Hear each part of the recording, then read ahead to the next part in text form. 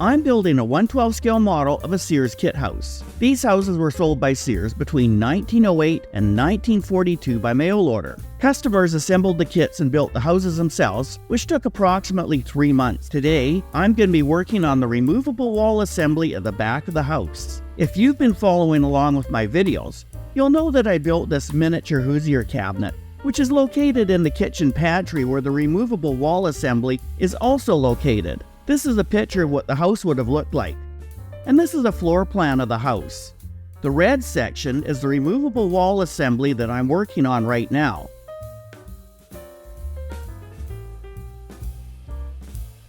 You'll see that the wall assembly encloses the bedroom closet and the kitchen pantry. Hey, I'm going to put a link to the playlist at the end of this video showing you how I built this miniature Hoosier cabinet from start to finish. And I made it using just a few pieces of scrap wood I had kicking around. I'll pop a link in the description for you as well as a link at the end so you can check it out later. I'm going to be putting some siding made of popsicle sticks on the removable wall assembly. It's going to match the rest of the siding on the miniature dollhouse. I'm going to be needing quite a few popsicle sticks and I need to remove the rounded ends of all these popsicle sticks. Normally, it would take a lot of time to cut all these sticks, but I'm going to show you my time-saving trick.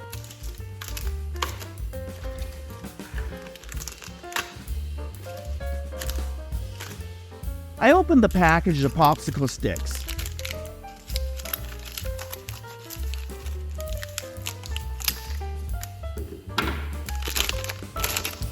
I wrapped a layer of painter's tape around each end of the bundle of popsicle sticks.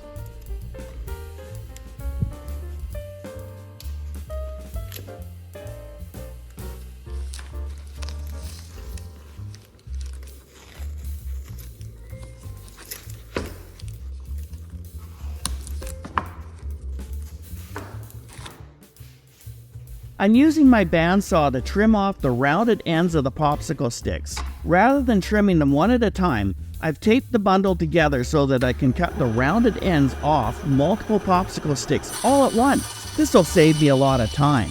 I lined up the rounded edges of popsicle sticks to the bandsaw and cut off all the rounded edges. Hey, if you're enjoying this video, please click the like button and maybe even consider subscribing. If you've already subscribed to my channel, well, I just want to let you know I think you're awesome. Once I trimmed the rounded edges off of the popsicle sticks, I removed the painter's tape from all the bundles.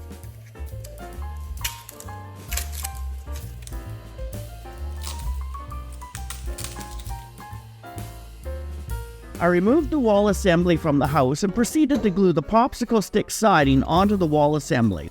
I had to cut the first piece of wood so that it wouldn't cover up the lower vent in the pantry. I traced the portion of wood that needed to be removed.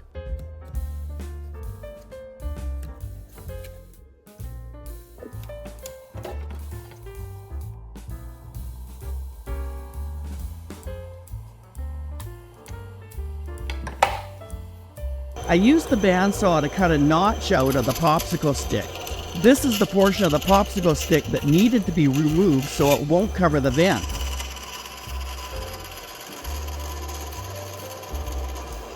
Here you can see the bits of wood that I still have to remove. I couldn't cut these parts out with the bandsaw. I put the piece of siding into a clamp. I decided to use my Dremel to trim this portion of the wood out of the popsicle stick. You'll see later that this was a little bit of overkill. After I thought about it, I realized I could have just used my utility knife to trim out this piece of wood because the popsicle sticks are pretty thin. As well, using an X-Acto knife, it gives a much more precise and cleaner cut compared to trying to freehand it using the Dremel tool. Though if this had been a thicker piece of wood, the Dremel tool would have been the way to go. I got the piece of wood cut to the correct size. It looked pretty good. You'll notice there's a little wood chip in the corner of the popsicle stick caused by the Dremel tool. I'll fix this up with some filler later. I'm going to be putting some trim around these vents later, so it won't really show anyway. It looks fine. I used some wood glue to glue the popsicle sticks to the wall assembly. I made sure the bottom of the popsicle stick was flush with the bottom of the wall assembly.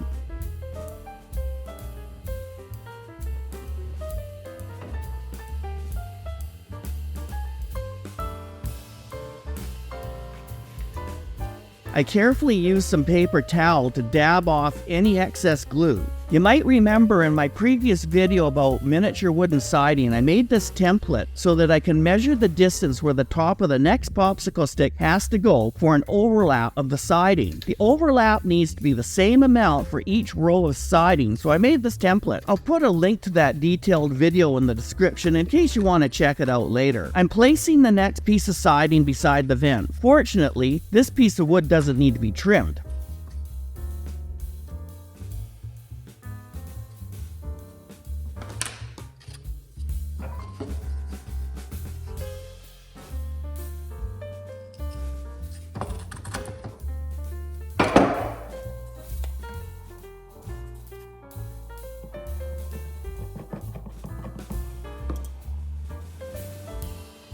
I then place the next piece of wood siding on the wall.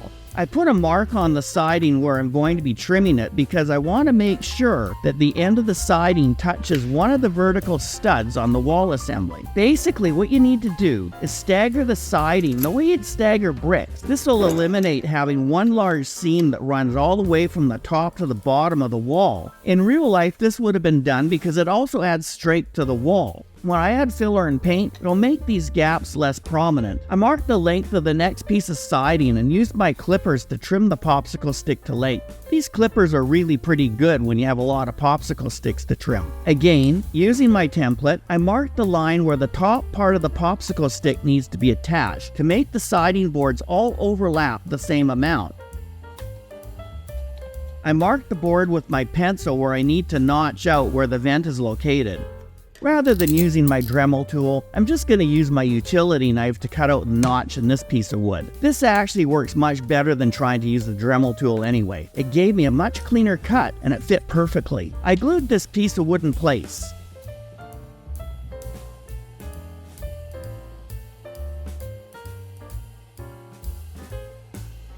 I continued to attach the popsicle stick siding to the wall assembly.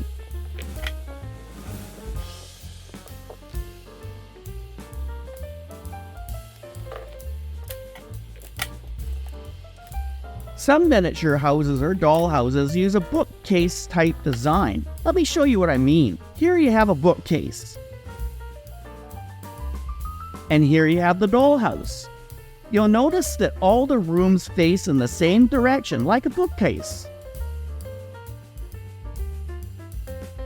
When you use a real-life floor plan like I'm using, the rooms aren't lined up the way they are in a bookcase design. I need to make sure that some of these walls in my scale model house are removable so that you can see inside the dollhouse. This is a picture of me outside of the museum in Amsterdam about a year ago. In this museum, you'll find some antique dollhouses which date back to the year 1650. Many of the dollhouses from that period were in a display case, like the one shown here. These old dollhouses give us a glimpse of what life would have been like centuries ago. Dollhouses in those days would have been for the very, very wealthy. We can get an idea of what life was like hundreds of years ago by looking at these dollhouses. Notice the rooms. There's a reception room, a kitchen, and a dining room.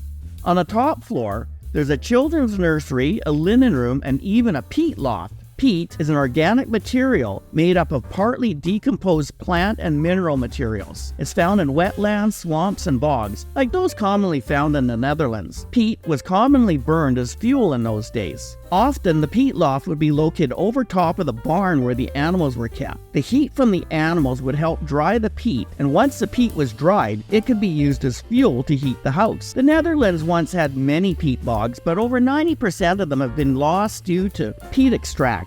The remaining bogs are threatened by climate change, agriculture, and pollution. However, there are efforts being made to restore these bogs. Kinderdijk is a UNESCO heritage site located approximately 15 kilometers or 9 miles east of Rotterdam. Originally, it was a soggy peat bog. The innovative Dutch people built windmills to pump water out and drain these lands so that they could be farmed. Kinderdijk, translated from Dutch to English, means child dike. The name originated in 1421, and legend has it that a cradle containing a sleeping baby was washed ashore, and that's how the area got its name. Today, there are 19 windmills lining Kinderdijk. Most of these windmills are still inhabited by families. There's written confirmation that families were living in these windmills as early as 1746. Today, most of these windmills are inhabited by families. At least one person living in the windmill has to have a milling degree, and people living in these windmills have to actually do a certain amount of milling each year. But today, milling is not a profitable occupation, so people living in these windmills also have to have a regular 9-to-5 job. So what's it like in a windmill that's almost 3 centuries old? Here, looking out of the window, you can see the blades of the windmill being turned by the wind. This window is in the lower portion of the windmill, looking into the living quarters of the windmill. And this photograph shows the same window from the inside of the windmill. Here you can see the massive gears being turned by the wind.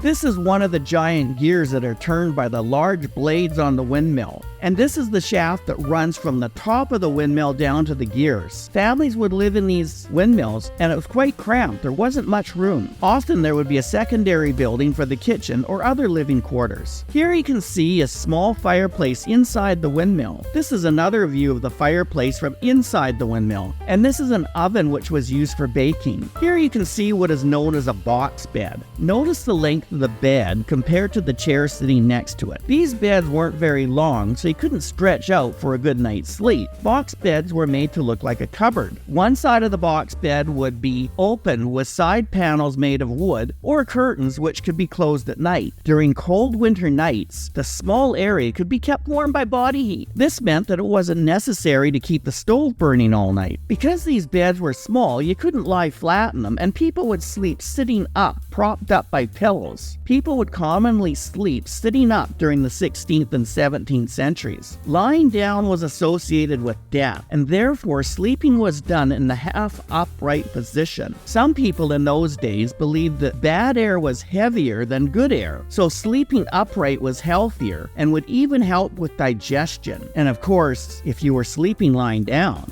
the devil could take your soul in the middle of the night. There were often drawers underneath these beds which could be pulled out, and it was a handy place for little children to sleep at night. I'm continuing to add the siding to the wall assembly. You'll notice that the joints between the popsicle sticks are quite prominent. I'll be showing you how to get rid of these joints and make everything nice and smooth in a future video. I'm continuing the process of adding the stick siding one row after another.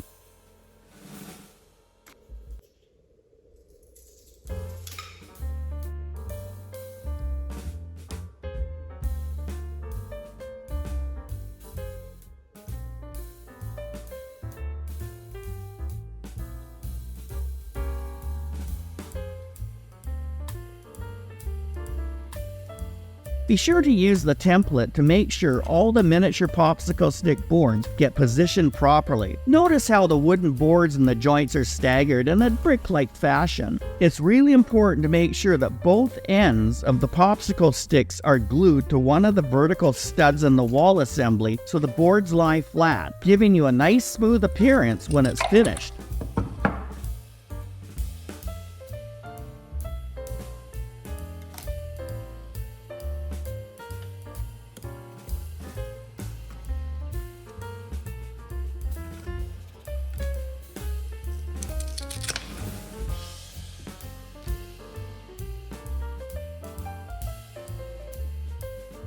As I got to the top of the wall, I'd cut one of the notches out for the upper vent of the pantry. People were able to keep the pantry in their homes cooler in those days by having a vent at both the top and bottom of the pantry. The cool air would enter through the bottom vent, and as the air warmed, it would become lighter and rise, and it was expelled from the top vent. This helped circulate air in the pantry, keeping the temperature in the pantry several degrees cooler than the rest of the house.